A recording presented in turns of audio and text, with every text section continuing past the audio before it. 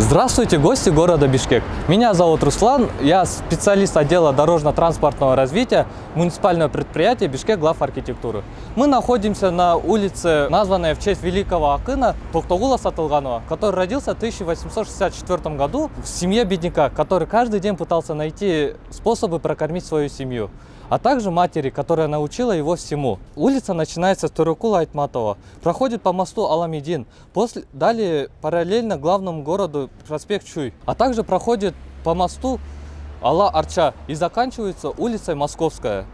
До 1924 года улица называлась Грязновской, затем была переименована в улицу Демьяна Бедного, а вот в 1938 году получила свое сегодняшнее название в честь великого акына Токтогула Сатылганова. Проезжая по этой улице, вы можете увидеть такие важные объекты, как Национальная школа инновационных технологий ГУД города Бишкек, Центральный государственный архив Кыргызской республики, Кыргызский государственный музей и литературы искусства имени Токтогула Сатылганова, гостиницу Семетей, бизнес-центр Авангард, а также на этой улице расположен всеми известный Орский рынок. Надеюсь, эта информация была вам полезна. Спасибо за просмотр.